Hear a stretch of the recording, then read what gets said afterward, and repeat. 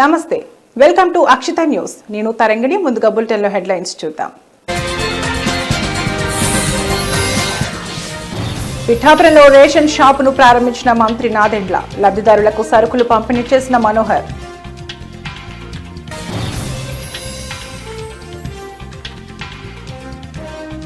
ఆగని రాజన్న కోడెల మృత్యు ఘోష. ఈరోజు మరో 5 కోడెల మృతి.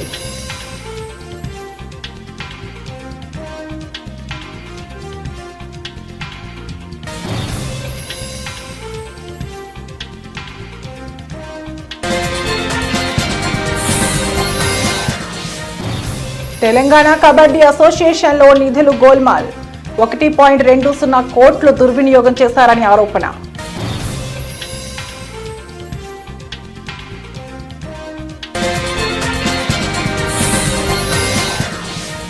పాక్ గూఢచారికి కేరళ ప్రభుత్వ ఆతిథ్యమా. యూట్యూబర్ జ్యోతి మల్హోత్రా పర్యటనపై రాజకీయ దుమారం.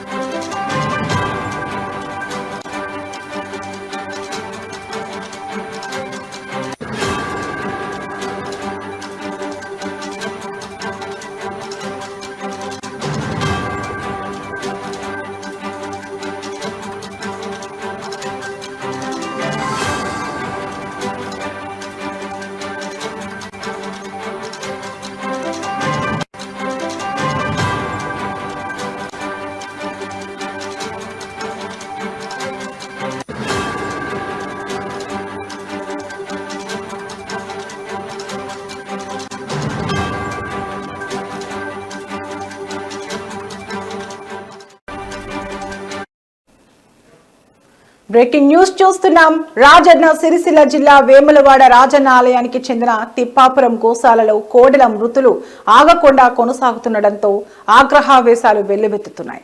గత కొన్ని రోజులుగా తరచూ కోడెలు మృత్యువాత పడుతున్న ఘటనలపై ప్రజలు తీవ్ర అసంతృప్తి వ్యక్తం చేస్తున్నారు. ఈ రోజు ఉదయం కూడా మరో 5 కోడెలు మృతి చెందగా గత 2 రోజులుగా తీసుకుంటున్న చర్యలు ఫలితం లేకుండానే మృతుల సంఖ్య పెరిగిపోతోంది. గోశాల నిర్వహణపై తీవ్ర అనుమానాలు, నిర్లక్ష్య ఆరోపణలు వెల్లువెత్తుతున్నాయి.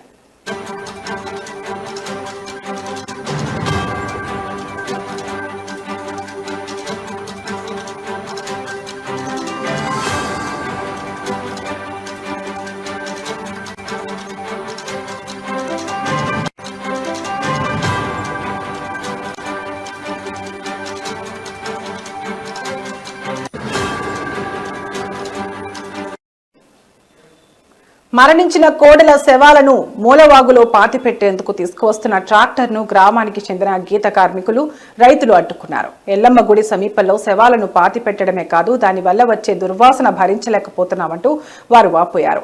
రైతులు మాట్లాడుతూ ఈ గోశాల వల్ల తమ వ్యవసాయ పనులు ప్రభావితమవుతున్నాయని, శవాల వల్ల భూమిలోనూ నీటిలోనూ కలుషితం ఏర్పడుతోందని ఆవేదన వ్యక్తం చేశారు.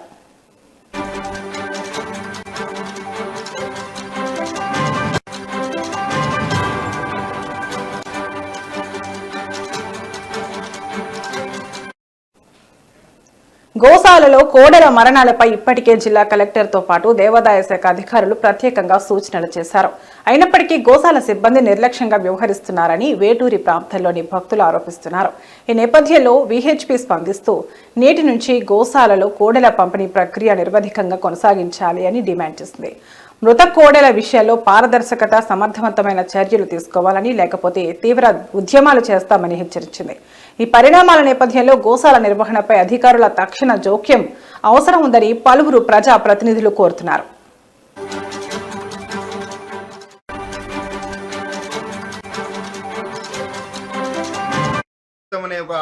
ప్రసిద్ధిగాంచిన సాంప్రదాయం ఈ రాజన్న ఆలయం ఉంది. మరి పేదలు వారి కోరికలు నెరవేరిన వెంటనే మరి కొల్లాలను తీసుకొచ్చి ఈ రాజన్నకు మొక్కులు అప్పచెప్తా ఉంటారు. మరి వాటి సంరక్షణను చూసుకోకుండా అధికారులు మరి నిన్న ఒక 5 కోడలు చనిపోవడం జరిగింది. ఈరోజు 10 కాక చనిపోవడం జరిగింది. మరి ఇంకా తెలియకుండా ఎన్ని కోడలు చనిపోయాయో తెలియదు. అధికారులు ఉన్నారు. మరి ఈ రాజన్న భక్తులకు ఎలాంటి సౌకర్యం కల్పిస్తారో ప్రజలంతా కూడా అర్థం చేసుకోవచ్చు. మరి కోడ టికెట్ల మీద కోట్ల ఆదాయం వస్తున్నా మరి ఆదాయం ఉన్న శ్రద్ధ ఆ కోడలను రక్షించడంలో ఈ యొక్క ఆలయ అధికారులు మరి వారి యొక్క బాధ్యత ఏందో ప్రజలందరికీ ముందు తెలుస్తూ ఉంది.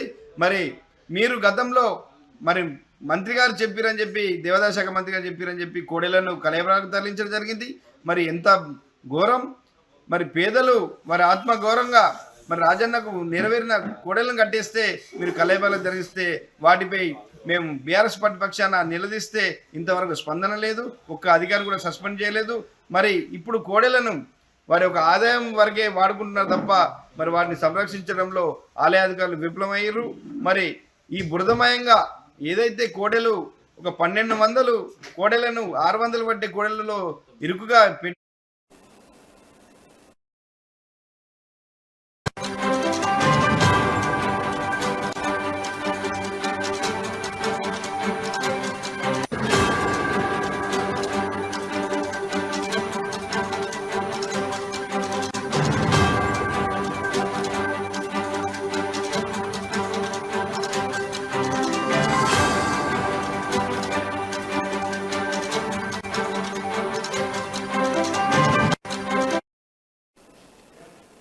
Breaking news. ప్రభుత్వం చెప్పిన మేరకు రాష్ట్ర వ్యాప్తంగా ఉన్న మొత్తం 29,796 రేషన్ దుకాణాల్లో సరుకుల పంపిణీ అట్టహాసంగా ప్రారంభమైంది. ఈ మేరకు పిఠాపురంలోని నూకాలమ్మ వీధిలోని గాంధీ బొమ్మ సెంటర్ వద్ద రేషన్ షాప్ ను పౌర సరఫరాలు, ఆహారం, వినియోగదారుల వ్యవహారాల మంత్రి నాదెండ్ల మనోహర్ ప్రారంభించారు.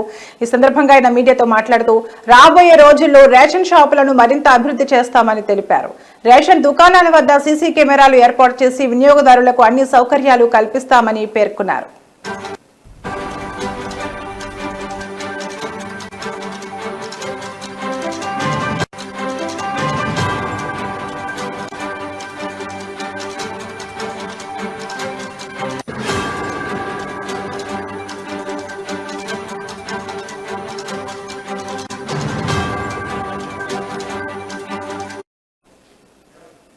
ఇప్పటికే అన్ని షాపుల వద్ద ఓ క్యూఆర్ కోడ్ కూడా ఏర్పాటు చేశామని, వినియోగదారులు ఏదైనా ఫిర్యాదులు ఉంటే నేరుగా క్యూఆర్ కోడ్ ను స్కాన్ చేసి తమ సమస్యలను అధికారుల దృష్టికి తీసుకురావచ్చని తెలిపారు.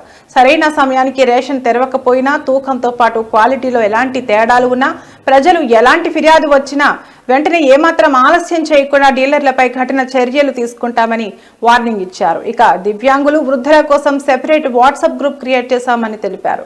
రేషన్ షాపు డీలర్లు నేరుగా వాళ్ల ఇళ్లకు వెళ్లి సరుకులు ఇచ్చి ఆ ఫోటోలను వాట్సాప్ గ్రూప్ లో పోస్ట్ చేయాలని అన్నారు.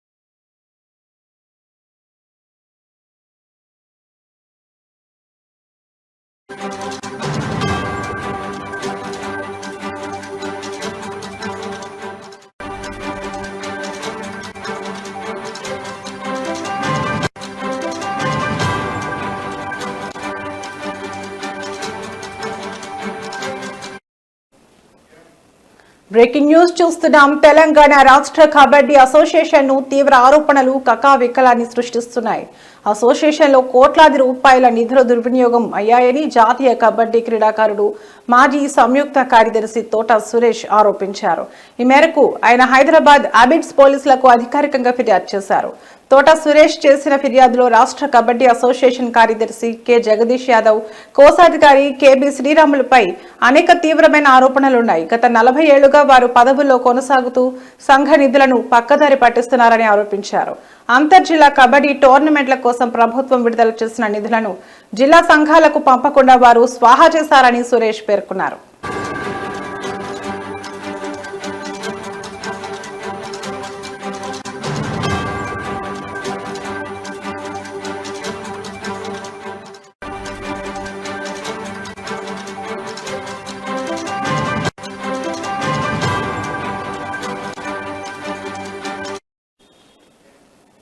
అసోసియేషన్ కు అధికారికంగా ఒకే బ్యాంకు ఖాతా ఉన్నప్పటికీ అదనంగా అనధికారిక ఖాతా ఓపెన్ చేసి దాదాపు 60 లక్షల రూపాయలు విత్డ్రా చేశారని ఆయన ఆరోపించారు.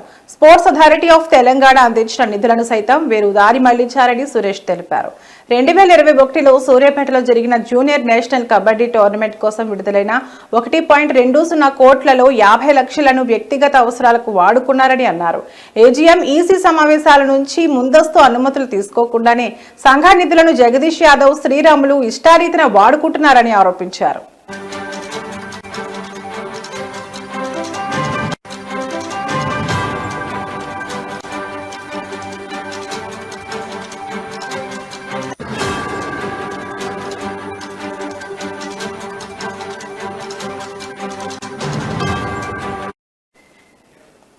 తెలంగాణ ప్రీమియర్ కబడ్డీ లీగ్ కోసం చింతల స్పోర్ట్స్ సంస్థ ఇచ్చిన 20 లక్షల రూపాయల నిధులు కూడా జిల్లా సంఘాలకు ఇవ్వకుండా దుర్వినియోగం చేశారని సురేష్ వివరించారు. ఈ అక్రమాలను ప్రశ్నించినందుకే తనను మహబూబాబాద్ జిల్లా కబడ్డీ అసోసియేషన్ నుండి అన్యాయంగా తొలగించారని సురేష్ ఆవేదన వ్యక్తం చేశారు. తన ఫిర్యాదుతో నిధుల వినియోగంపై పూర్తిస్థాయి దర్యాప్తు జరిపి బాధ్యులపై చర్యలు తీసుకోవాలని ఆయన కోరుతున్నారు.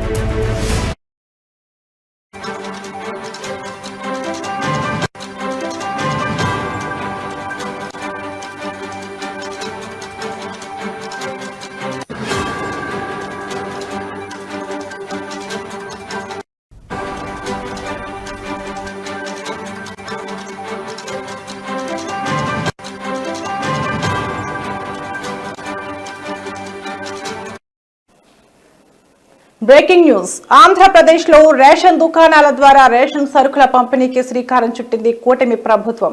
నేడు ప్రజలకు రేషన్ రైస్ పంపిణీ చేశారు. అయితే ఈ వ్యవహారంపై మాజీ సీఎం వైఎస్ జగన్ ఎక్స్ వేదికగా స్పందించారు. డోర్ డెలివరీ విధానాన్ని తొలగించడంపై మండిపడ్డారు. జగన్ మాట్లాడుతూ, చంద్రబాబు, మీకు ప్రజల ఇంటికి అందుతున్న సేవలపై మీకు ఎందుకు కక్ష? మళ్లీ పేదలకు రేషన్ కష్టాలు ఎందుకు తెస్తున్నారు? ప్రభుత్వం అంటే మంచి మనసుతో ఆలోచించి ప్రజల అవస్థలను తీర్చాలి. ప్రజలను కష్టపెట్టడం సబబేనా అని ప్రశ్నించారు.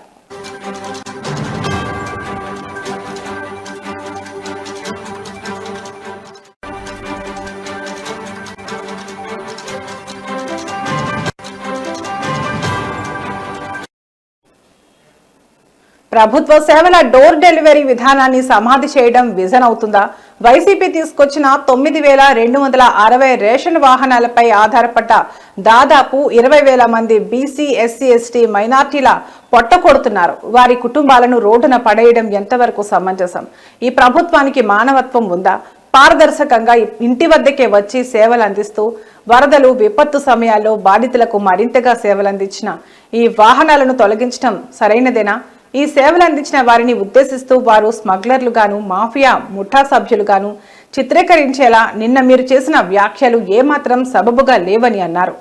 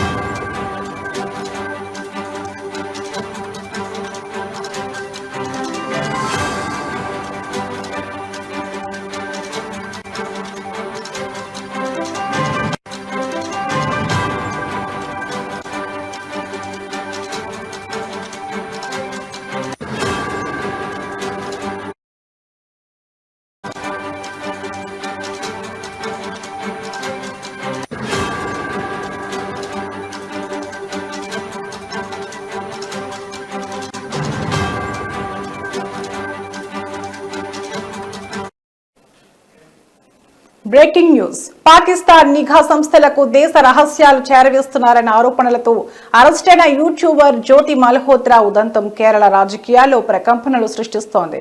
ఆమె కేరళ పర్యటనకు రాష్ట్ర పర్యాటక శాఖ నిధులు సమకూర్చిందని, ఈ వ్యవహారంలో ముఖ్యమంత్రి పినరయి విజయన్ అల్లుడు పర్యాటక శాఖ మంత్రి పిఏ మహమ్మద్ రియాజ్ ప్రమేయం ఉందని కేరళ బీజేపీ మాజీ అధ్యక్షుడు కె సురేంద్రన్ ఆరోపించారు.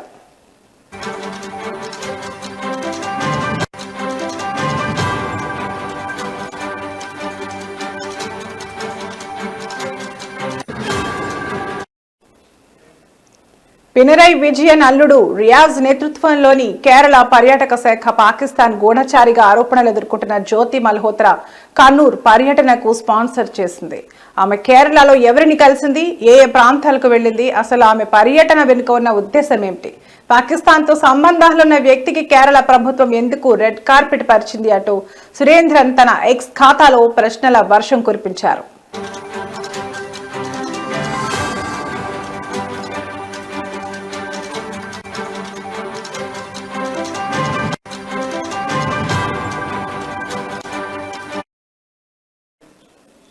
పాకిస్తాన్ నిఘా సంస్థ ఏజెంట్లకు భారతీయ మొబైల్ సిమ్ కార్డులు సరఫరా చేస్తున్నాడన్న ఆరోపణలపై ఖాసిం అనే వ్యక్తిని పోలీసులు ఇటీవల అరెస్ట్ చేశారు. తాజాగా పాకిస్తాన్లోని ఓ వార్తా సంస్థకు ఖాసిం ఇచ్చిన ఇంటర్వ్యూ వీడియో ఒకటి వెలుగులోకి వచ్చింది. ఈ వీడియో ద్వారా ఖాసిం గతంలో పాకిస్తాన్లో పర్యటించినట్లు అధికారులు ధృవీకరించారు.